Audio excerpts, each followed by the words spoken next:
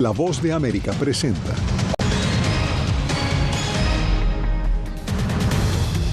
Llegó al Senado la solicitud para abrir juicio político al secretario de Seguridad Nacional, Alejandro Mayorkas. Con dificultades avanza la selección del jurado en el juicio penal contra el expresidente Donald Trump. En la entrega de hoy de la serie Voto Dividido en Estados Unidos hablaremos de economía y su impacto en la intención de voto. Y otra caravana de migrantes avanza rumbo a Estados Unidos en un momento de máxima presión en la frontera sur.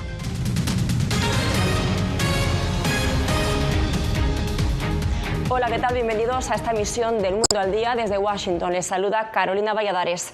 Representantes republicanos entregaron este martes al Senado los argumentos con los que solicitan abrir juicio político al secretario de Seguridad Nacional, Alejandro Mayorkas. Paula Díaz con nosotros. Paula, ¿qué sigue ahora en este proceso de juicio político? Carolina, lo más probable es que el Senado, de mayoría demócrata, desestime el juicio político en contra del secretario Mayorkas y esto no pase a ser más que un mensaje de rechazo de los republicanos a la administración Biden por el manejo que le ha dado a la frontera. La Cámara de Representantes de Estados Unidos, controlada por los republicanos, envió este martes al Senado, de mayoría demócrata, sus cargos de juicio político contra el principal funcionario de seguridad fronteriza del presidente Joe Biden, Alejandro Mayorkas. Se espera que el Senado deje de lado rápidamente el asunto. Listos para presentar los artículos de juicio político referidos por la Cámara de Representantes contra Alejandro Mayorkas. Los cargos son violación de la confianza pública y negativa sistemática y deliberada a cumplir con la ley al no manejar adecuadamente la situación en la frontera entre Estados Unidos y México. La catástrofe de Biden en la frontera se mantiene como la prioridad número uno para los republicanos de la Cámara. Si al senador Schumer le importa el sufrimiento de los estadounidenses y el desastre que Mayorkas hizo en la frontera, él hará un juicio completo y público. El secretario del Departamento de Seguridad Nacional, Alejandro Mayorkas, defendió esta mañana su gestión durante una audiencia sobre los fondos para proteger la frontera. En los últimos 11 meses regresamos más de 630,000 individuos que no tenían una base legal para estar en el país, más que en cualquier año desde 2013. El líder de la mayoría en el Senado, el demócrata Chuck Schumer, dijo que el juicio político nunca debe utilizarse para resolver un desacuerdo político y que esto sienta un precedente horrible para el Congreso. A pocos meses de las elecciones presidenciales de noviembre, los republicanos buscan convertir la migración en un tema clave de campaña. Gracias, Paula. Avanzamos. Este martes continúa la selección del jurado en el juicio penal contra el expresidente Donald Trump. Hacemos contacto ahora con Ángela González desde las afueras del tribunal en Manhattan. Ángela, ¿qué ha trascendido de esta jornada ahí donde te encuentras? Carolina, ha sido una jornada ardua, pero 6 residentes de Nueva York ya han sido seleccionados como jurados para este juicio. Faltarán ahora 12 más que sean escogidos entre jurados y suplentes que tendrán la tarea de juzgar a Donald Trump. En la Corte Penal de Manhattan sigue la selección de los posibles integrantes del jurado en el juicio contra el expresidente Donald Trump. Los 12 miembros del jurado deberán juzgarlo de manera imparcial de 34 cargos derivados de la falsificación de registros fiscales. Decenas de entrevistados regresaron a sus casas. La selección del jurado no va a ser fácil en este caso. El juez Juan Merchan probablemente va a pasar por cientos de jurados para encontrar 12 que puedan ser justos e imparciales. Todos en este país tienen una opinión sobre Donald Trump. Unos piensan que es un criminal, otros piensan que es un héroe. El proceso conlleva la revisión de un cuestionario con más de 40 preguntas que involucran el contexto del acusado. La fiscalía acusó a Trump de presuntamente falsificar registros fiscales por $130,000 para encubrir el pago por el silencio de la estrella de cine para adultos Stormy Daniels durante su campaña de 2016. Aunque Trump enfrenta la posibilidad de ir a la cárcel, creo que es poco probable. Estos no son delitos graves según la ley de Nueva York, si es que lo son. La oficina del fiscal de distrito tiene que demostrar que los registros falsos fueron para promover o para encubrir otro delito. Es por eso por lo que se habla de una posible violación de las finanzas de campaña o de evasión fiscal. Al llegar este martes al tribunal, Donald Trump aprovechó para dirigirse a los medios. Debería estar ahora mismo en Pensilvania, en Florida, en muchos otros estados, en Carolina del Norte, en Georgia, haciendo campaña. Todo esto proviene de la Casa Blanca de Joe Biden. La Fiscalía solicitó formalmente que Donald Trump sea multado con $3,000 por quebrantar la ley de silencio que ordenó el juez Juan Merchan. Este miércoles no habrá sesión y el próximo jueves se retomará la selección de los jurados que hacen falta. Carolina. Gracias, Ángela. Avanzamos. El Tribunal Supremo de Estados Unidos escuchó argumentos en torno a si el Departamento de Justicia se extralimitó al fundamentar en una ley diseñada tras el colapso financiero de la empresa Enron para imputar al expresidente Donald Trump y a más de 300 personas en relación al asalto al Capitolio perpetrado el 6 de enero de 2021. Se espera que el máximo tribunal emita un fallo en julio.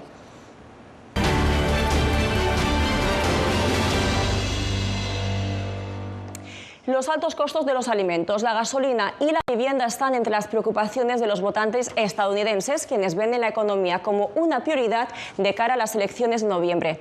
Jenny García nos trae la segunda entrega de la serie Voto Dividido en Estados Unidos. ¿Cuántas veces se ha sorprendido ante el precio de un producto que hace solo un año costaba la mitad? ¿Los altos costos de la gasolina y la vivienda le preocupan? Usted no es el único. En Estados Unidos, los electores ven a la economía y específicamente a la inflación como una de sus máximas prioridades de camino a las urnas el próximo noviembre. Muchos estudiantes están pensando en la asequibilidad y en que nos graduamos. Queremos conseguir buenos trabajos, poder pagar los alquileres. Queremos ir a vivir a una ciudad y muchas cosas que en este momento se sienten muy inasequibles. Según encuestas, el 73% de los estadounidenses coinciden en que la economía es su mayor preocupación. Sin embargo, demócratas y republicanos tienen visiones opuestas sobre el mismo asunto. Los niveles de inflación han bajado considerablemente, pero depende de a quién se le pregunte. Lo que escucho de mucha gente sobre Trump es que no necesariamente les agrada como persona, pero sienten que la economía estaba mejorando bajo su gobierno. Tuvimos este horrible problema con la inflación y estamos saliendo de eso. Creo que la economía definitivamente está en mejor forma que antes. La percepción sobre la economía y las vías para solucionar la inflación varían según el apoyo a los principales candidatos presidenciales, el demócrata Joe Biden y el republicano Donald Trump, y en parte a la cobertura mediática contradictoria que consumen los electores. La mayoría de las personas están demasiado ocupadas en su vida cotidiana para monitorear los altibajos en la tasa de desempleo, el mercado de valores, ya sabes, otras medidas de salud económica, pero te dirán que la economía es realmente importante para ellos. Sí, creo que la polarización que vemos, los sentimientos de desdén y acritud hacia los demás que se ven expresar a muchos votantes en este momento, creo que enmascaran más acuerdos sobre los temas entre los estadounidenses comunes y corrientes de lo que es a veces evidente. Las afiliaciones políticas importan a la hora de asumir posiciones sobre temas en los que los electores coinciden.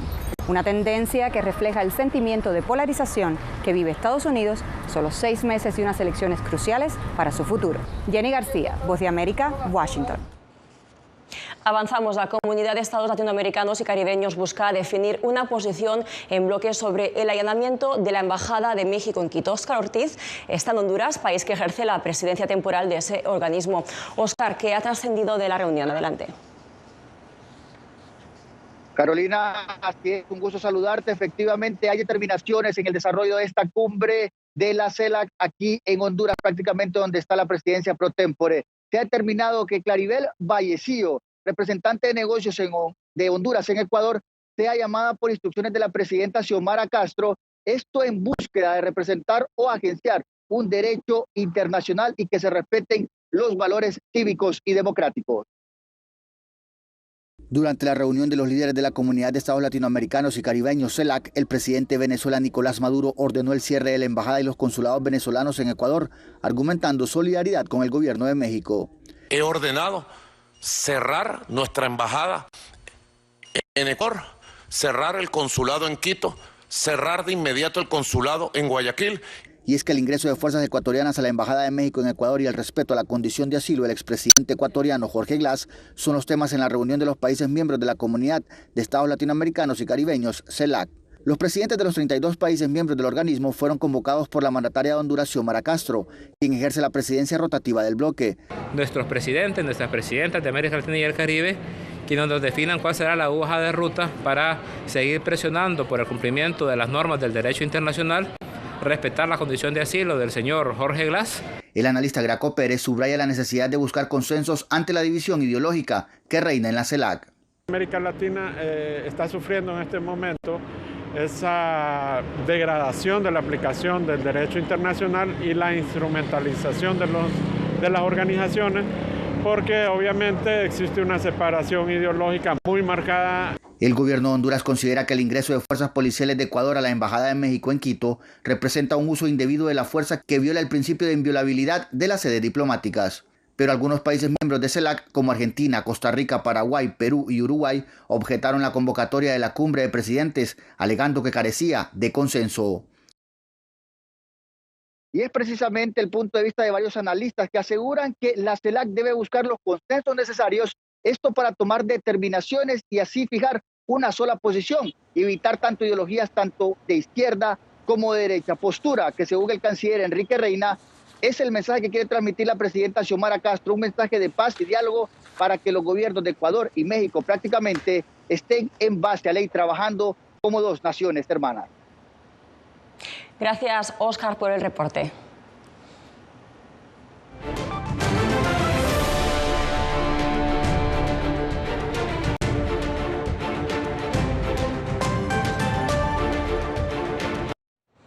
Más de 2.500 personas de varios países caminan hacia la ciudad de Juchitán, en México. Integran la llamada caravana Via Crucis Migrante, que salió el pasado 24 de marzo de Chiapas. Javier Cardoso tiene los detalles.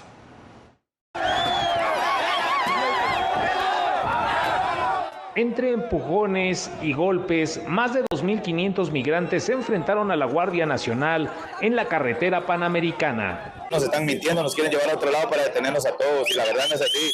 El alcalde de Santo Domingo Ingenio, una población en el estado de Oaxaca, dice que la caravana generó caos en los servicios públicos.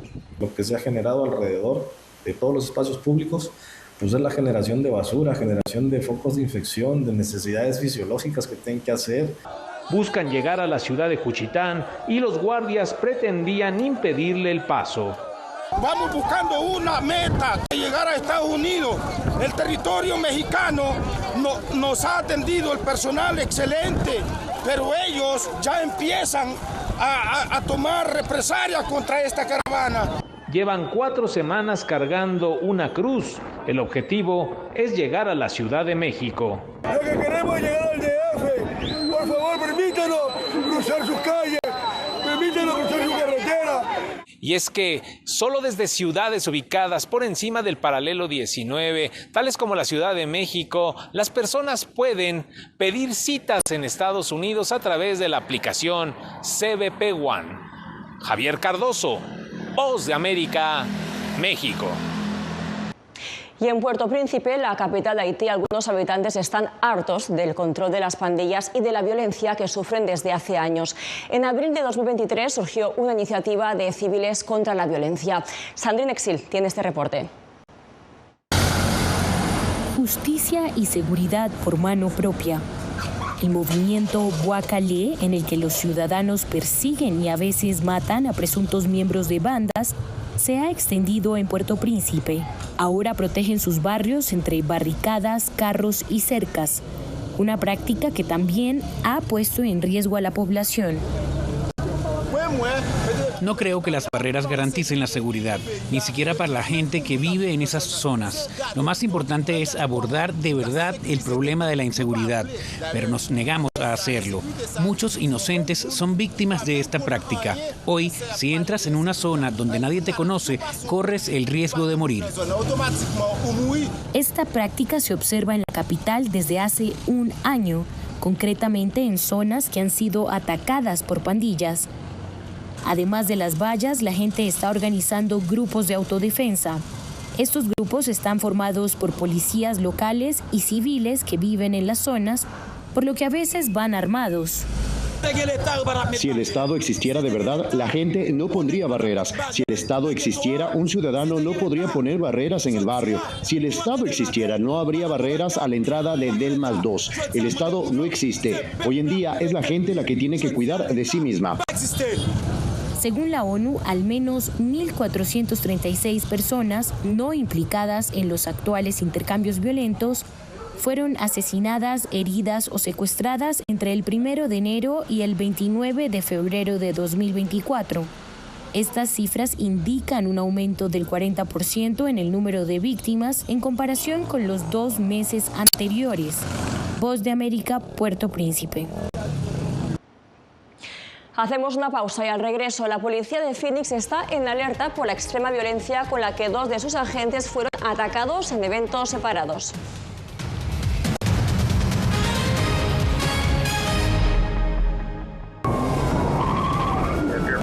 Una lucha diaria en el corazón de la crisis migratoria.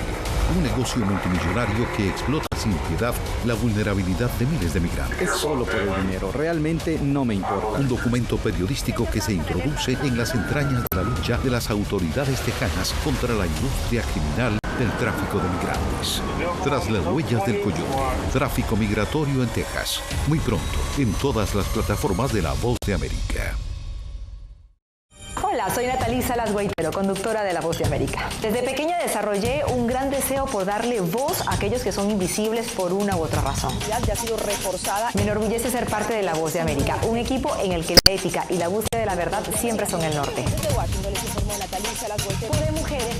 Ser periodista es una gran responsabilidad porque somos defensores de principios de libertad y para mantenerlos, la prensa libre importa.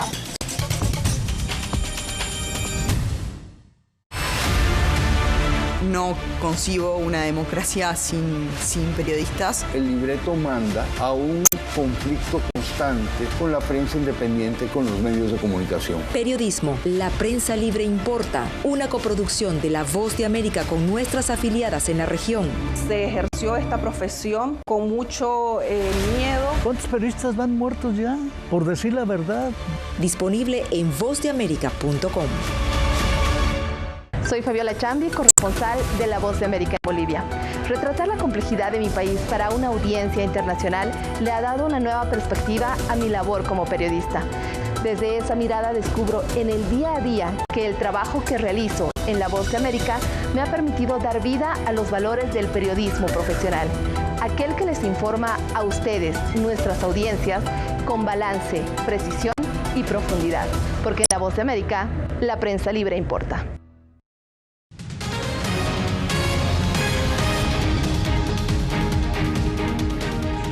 Las autoridades de Estados Unidos anunciaron el hallazgo de otro cuerpo de las víctimas del accidente en el puente de Baltimore, en el que murieron 6 trabajadores, todos ellos latinoamericanos. El comando que coordina esas labores apuntó que por petición de la familia no va a ofrecer la identidad de la persona, con la que se eleva a 4 los cuerpos recuperados desde que un buque portacontenedores chocara contra el puente Francis Scott Key el 26 de marzo.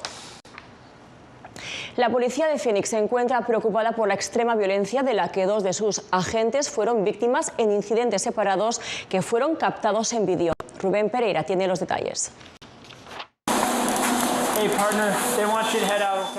Un policía se disponía a sacar a un hombre de esta tienda en una gasolinera al norte de Phoenix. De repente, el hombre sacó un cuchillo y agredió al agente.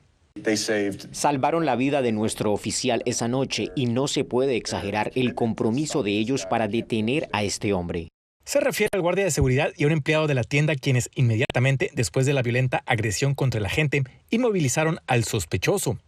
Es admirable ver lo que hicieron estas personas porque arriesgaron su propia vida para salvarla de un policía, porque definitivamente el agresor, cuando el policía estaba en el suelo, él iba a seguir agrediéndolo. Pocos días antes de ese incidente, otro agente fue recibido a balazos mientras intentaba evitar un asalto en este estacionamiento. 3 sospechosos fueron detenidos. En estos 2 incidentes no tuvimos la capacidad de protegernos ni devolver la fuerza, porque nuestros oficiales fueron agredidos inmediatamente. Eso es lo que estamos destacando aquí, la violencia llegó rápido. El Departamento de Policía se encuentra analizando los videos de las agresiones en contra de los agentes para determinar qué lección se puede aprender y así estar mejor prevenidos. Es delicado, sí, porque que si a los policías los agredieron, entonces todos somos vulnerables para que pasemos por un crimen como les pasó a ellos. Hay que tener mucha precaución cuando tú mires personas así. El agente que fue acuchillado y el que fue baleado continúan recuperándose satisfactoriamente. Rubén Pereira, Voz de América, Phoenix, Arizona. Hacemos otra pausa. Al regreso, en Venezuela terminó el plazo de inscripción y actualización del registro electoral con motivo de las elecciones presidenciales del próximo julio.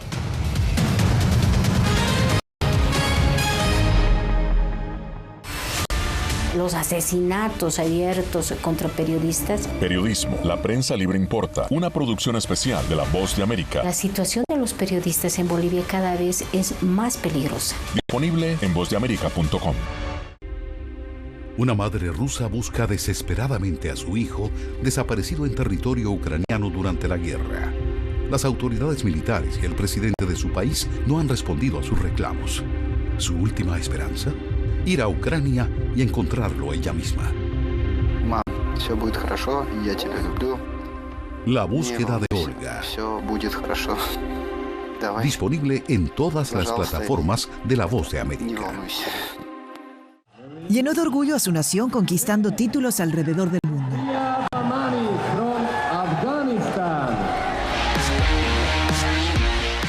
Sin embargo, como mujer que desafía las expectativas de género en Afganistán, su vida, triunfos y carrera están ahora en grave peligro.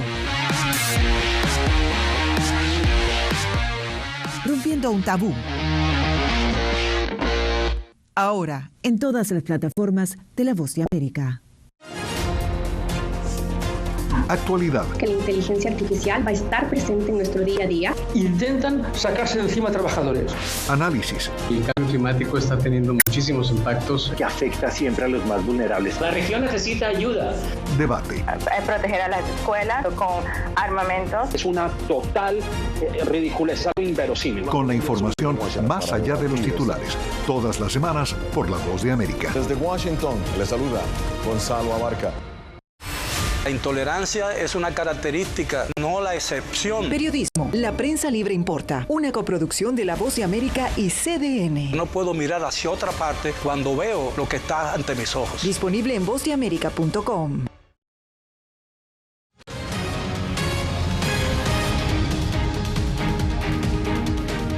El Consejo de Seguridad de la ONU expresó su preocupación por una posible escalada de tensiones entre Venezuela y Guyana debido a que ambos reclaman soberanía sobre el territorio del Esequibo. Los miembros del Consejo de Seguridad instaron a las partes a resolver sus diferencias por medios pacíficos y a cumplir sus obligaciones en virtud del derecho internacional y la Carta de las Naciones Unidas. También destacaron la importancia de que los actores regionales desempeñen un papel facilitador para aliviar las tensiones. Este martes culmina en Venezuela el periodo de inscripción y actualización del registro electoral con motivo de las elecciones presidenciales del próximo 28 de julio. Pero hay voces en la sociedad civil que consideran que el plazo no es suficiente y piden extenderlo. Álvaro Agarra tiene este informe. El Consejo Nacional Electoral contabiliza que se han inscrito 428.000 nuevos votantes y más de 600.000 han actualizado sus datos. Pero organizaciones de la sociedad civil solicitan extender el plazo de inscripciones en el registro electoral, el cual culmina este 16 de abril. Hoy vemos que los puntos no dieron abasto, no fueron puntos parroquializados que dieran con los 1.136 puntos que pedíamos por parroquia, ni los otros 134 itinerantes que agregábamos que pudieran haber estado en plaza y en universidades. La dirigente juvenil Norlimán Miranda destaca que depende de cada uno hacer la tarea e impulsar a más personas a registrarse. Es algo muy complicado. Hacer la tarea significa simplemente hacer tu aporte, tu granito de arena de tu espacio, que puede ser desde ir a inscribirte tú mismo hasta apoyar a alguien a que vaya y se inscriba, a que sepa a dónde tiene que acudir. El presidente del Consejo Nacional Electoral, Elvis Amoroso, enfatizó en que la idea es fomentar la inscripción en todos los rincones del país. Facilitándole al pueblo de Venezuela para que participe, a fin de que cuando culmine el proceso de inscripción podamos conocer de que cada uno de los inscritos cumplió cabalmente con lo establecido con la normativa legal venezolana. La jornada especial de inscripción prevista en el cronograma del ente electoral comenzó el pasado 18 de marzo con la activación de 315 puntos fijos y más de 1.043 máquinas en todo el país. Álvaro Algarra, Voz de América, Caracas. Ya regresamos en minutos con el conocido como oro azul, un cultivo precolombino que crece en El Salvador. Enseguida les contamos para qué sirve.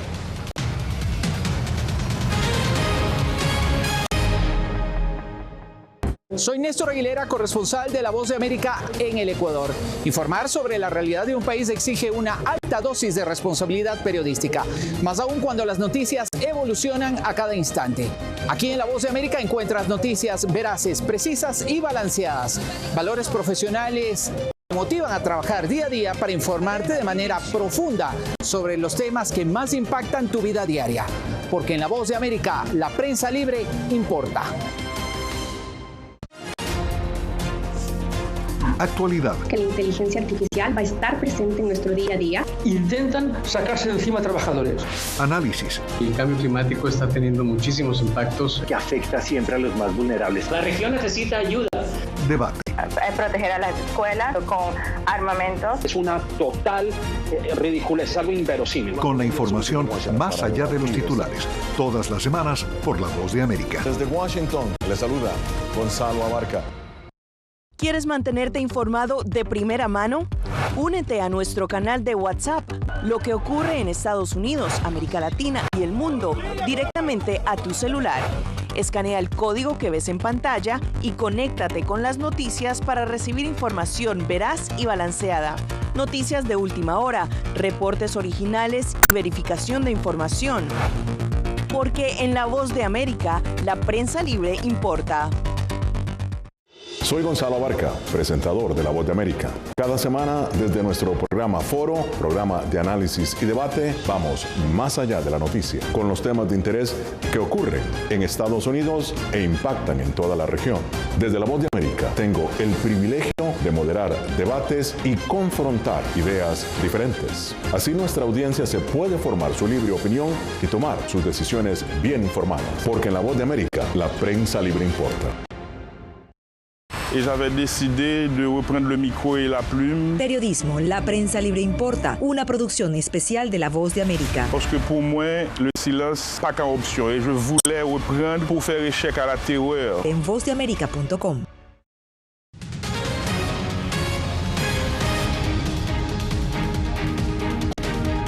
La planta del añil era tradicional de las culturas precolombinas centroamericanas que la consideraban un oro azul, pues de ella se extrae un pigmento natural muy valioso para el teñido de las telas. Ahora, una salvadoreña busca rescatar su cultivo actualmente en declive.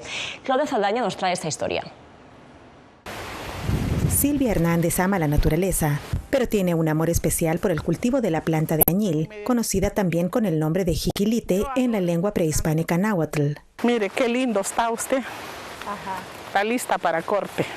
Silvia recibió entrenamiento sobre cómo usar el pigmento natural de la planta para teñir prendas de vestir, pero ella decidió que lo mejor era dedicarse a cultivarla. Hoy en día nadie se preocupa por este tipo de plantación. Somos pocas las personas que mantenemos esta tradición.